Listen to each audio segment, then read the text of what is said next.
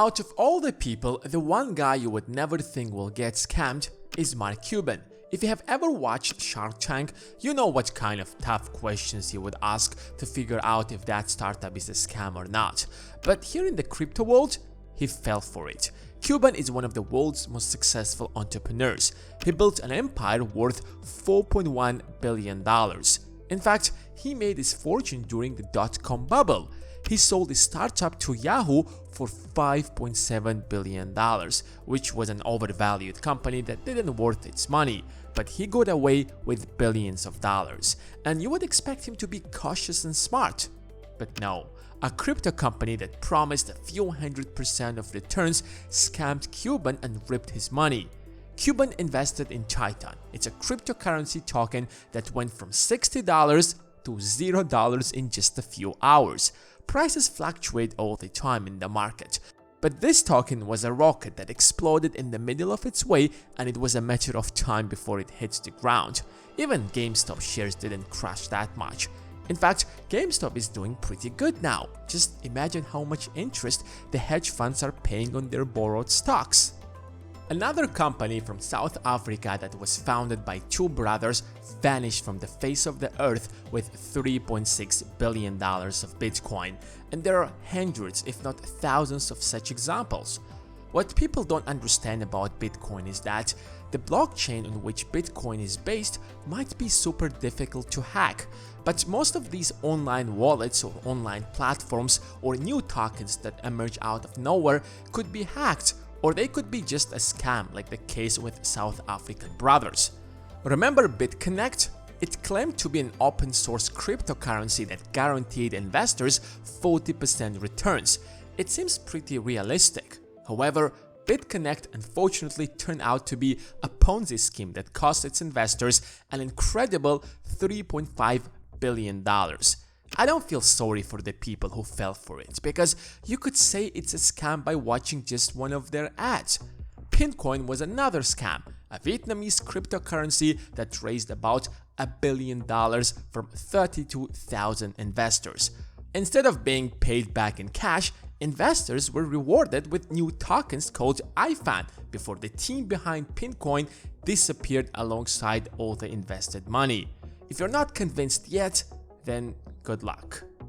Does that mean Bitcoin or crypto in general is one big scam, or as Peter Thiel calls it, a Chinese financial weapon to destroy the United States? To answer that question, we have to go back in history.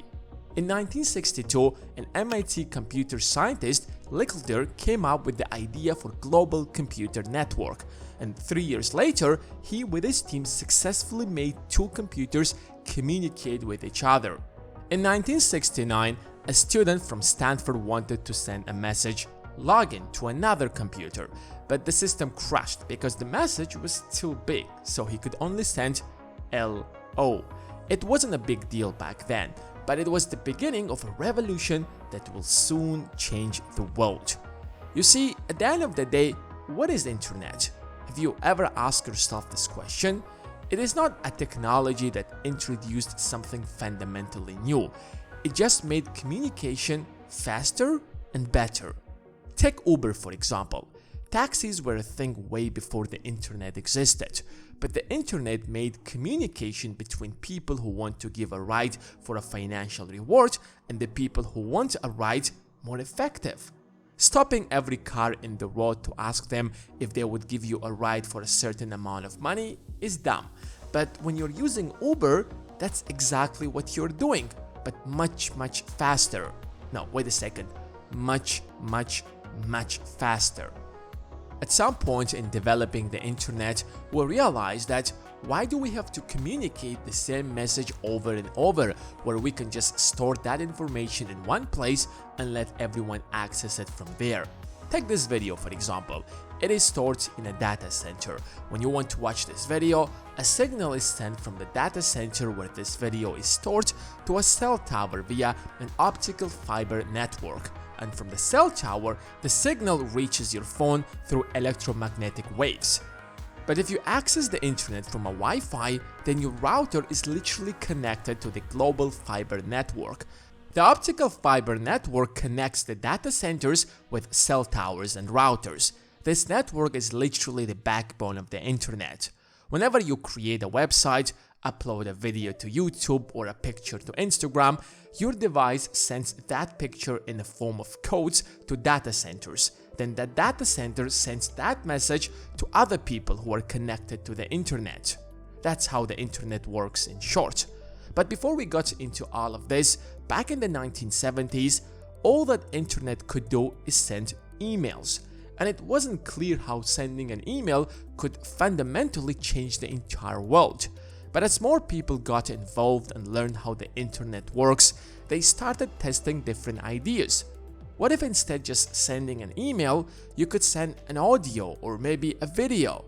So beginning in the 1990s, thousands of companies emerged like Netscape, Yahoo, Amazon, eBay. Every company tried to take an existing business model and make it more effective, since the whole purpose of the internet was to make communication faster. eBay connected sellers with buyers. If you want to sell your old TV, you could let the world know that you want to sell your old TV without leaving your house. If you wanted to buy a book, you no longer had to go to the bookstore, because the bookstore could be on your computer as long as you had access to the internet. The first email was sent by Ray Tomlinson to himself in 1971, and it took us 21 years to be able to send video and audio via the internet. And even after 20 years of developing the internet, we still did not have YouTube, Facebook, PayPal, or Google. It took us 36 years from the time we sent the first email to creating a device that put the internet in our pockets. But this revolution had its dark sides as well. Back in the 1990s, people realized that they could easily steal people's sensitive information such as credit card numbers, social security numbers, or access their computers by pretending to be the bank, the IRS, or anyone with authority. Scammers can empty victims' bank accounts, take out tens of thousands of dollars in bank loans under victims' names, and purchase expensive furniture or electronics under no repayments for 12-month schemes. A lot of people handed their information because back then most people had no idea how the internet works. That was just one part of the scam. As the internet became more mainstream, every business slashed .com at the end of its name, making their stock price shoot through the moon. Does that remind you of something? Even Mark Cuban sold a worthless company, Broadcast.com, for $5.7 billion, which made him a billionaire, but the company went bankrupt a few years later.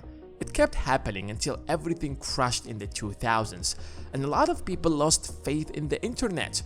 But people who understood the underlying technology behind it understood how it could make the world a better place. And that led to innovations such as Airbnb, Uber, Google, Amazon, YouTube, iPhone, and so on. And that's the perspective you have to use to understand Bitcoin. Bitcoin could worth millions of dollars, or maybe zero. It's a mystery that only time will tell. But judging blockchain based on Bitcoin is like saying that the internet is Yahoo back in the 1990s, the company that barely anyone knows today. We can already see how blockchain is capable of changing the financial industry or the art industry through NFTs, but that's just one tiny part, because when you understand how this technology works, you can see how you can apply it to everything else. The internet made communication faster and more efficient, but blockchain makes that information more trustable and reliable.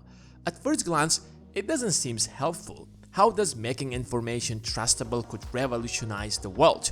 And that's the question early users of the internet asked. How making communicating information faster could change the world? To answer that question, we have to understand how blockchain works and how it could be implemented in other industries besides the financial industry. Blockchain stores information in chronological blocks, and when you make changes to any information in these blocks, you don't change any of these blocks. The change is stored in a new block. A changed to B at a specific date and specific time in a new block. We have been using this technology for centuries, but we've been storing that information first in books and now in computers. When it comes to your credit card information, it is stored in the computers of your bank that manages your transactions. When it comes to drugs that are sold in pharmacies, that information is only stored in that pharmacy. And blockchain is that technology that provides a single version of the truth to all authorized parties. Blockchain builds trust in any data or information by decentralizing it and allowing everyone to interact directly with each other without the intermediaries. It seems like the next natural step in the evolution of the internet. Every property in the world could be stored in a blockchain, and there will not be any land disputes again. You no longer have to pay fortunes to lawyers and go through costly, time-consuming disputes over who owns this land.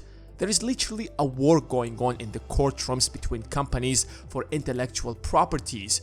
Every intellectual property could be recorded in blockchain technology that can serve as an indestructible digital ledger. Marriages, divorces, supply chains, it's entirely possible that the entire world is going to be run on the blockchain. But only time will tell how the final version of this technology is going to look. And Bitcoin, although it is the currency that popularized blockchain, it might not necessarily be the future of this technology. That is speculation, of course. It could be or it might not be. But when you look at its rivals such as Ethereum, that's not just a currency but an entire platform upon which could be built a blockchain for anything, starting from smart contracts to ledgers to record intellectual property.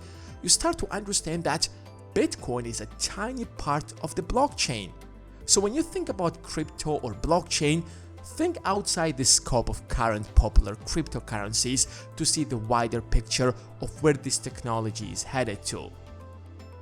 If you have enjoyed this video, make sure to give it a thumbs up, and if you're new around here, make sure to subscribe and turn on your notifications. By the way, we have a second channel which you will definitely enjoy if you're enjoying this channel. I would really appreciate if you guys head to that channel and subscribe. I will forever be grateful.